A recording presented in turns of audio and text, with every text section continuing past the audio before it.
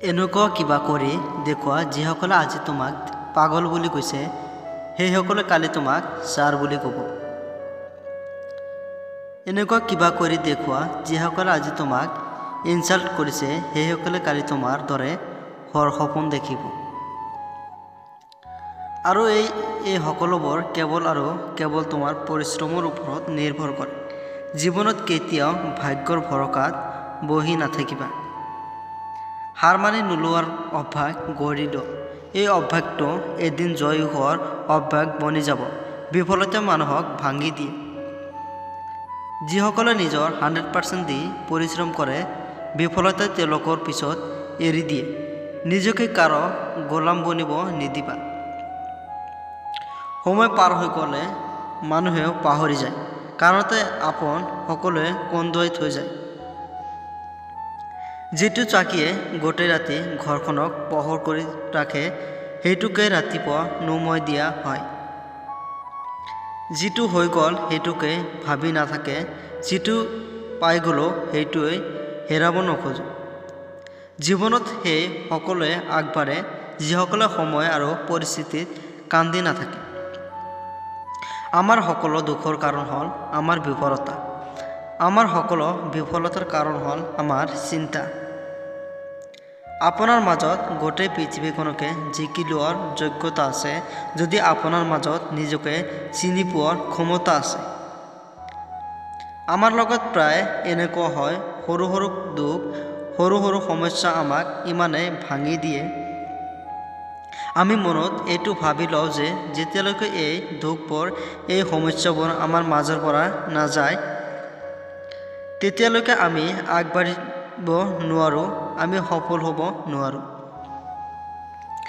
আমি পাহৰি থাকোঁ যে সমস্যা সকলোৰে জীৱনত আহে আৰু এই সমস্যাবোৰ আহিয়ে থাকিব।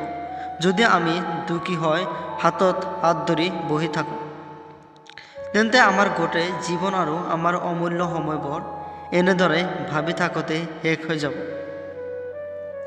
অন্তিম সময়ত আমাৰ ওচৰত থাকি যাব কেৱল আফচোস আৰু বিফলতা। সেয়ে জীৱনত কেতিয়াও ৰিস্ক লোৱাৰ ভয় নকৰিবা। হয়তো বিজয়ী হ'ব, নহ'লে কিবা শিকিব পাৰিবা।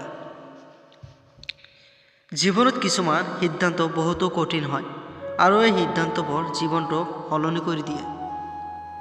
জীৱনত সফলতা পাবলৈ এই তিনিটা বস্তুৰ বহুতো প্ৰয়োজন আছে: সঠিক সময়, সঠিক সিদ্ধান্ত আৰু সঠিক চিন্তা।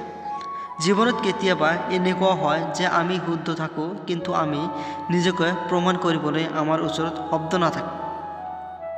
এনেকুৱা সময় অলপ ধৈৰ্য ৰাখি কিয়নো আপোনাৰ প্ৰমাণ সময় দিব। নিজৰ সফলতাক ইমানেই ডাঙৰ বনাব যে আপোনাক হৰুৱাবলৈ চেষ্টাৰ নহয়, চলনাৰ প্ৰয়োজন হয়।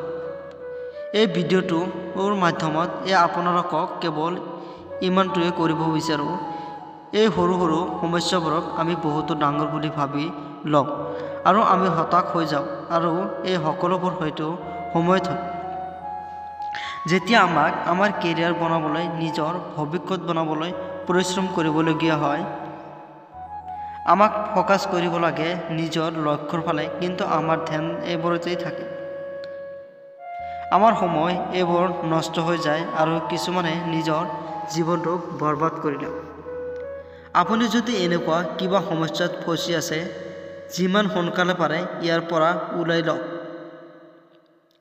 নিজৰ চিন্তাধাৰাবোৰ বহল কৰক, কিয়নো জীৱনটো বহুতো সুন্দৰ। এতিয়ালৈকে এনেধৰণে কোনো সমস্যা ফচি থকা নাই।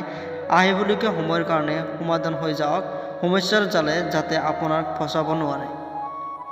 ভাৱনাতকৈ আগত নিজৰ লক্ষ্য ৰাখিব। শিক্ষক প্ৰেমৰ পিছত লাগি থকা সকলে এদিন ভাঙি যায়। লক্ষ্যৰ পিছত লাগি থকা সকলে জীৱনত বহুতো ডাঙৰ বনিব পাৰে।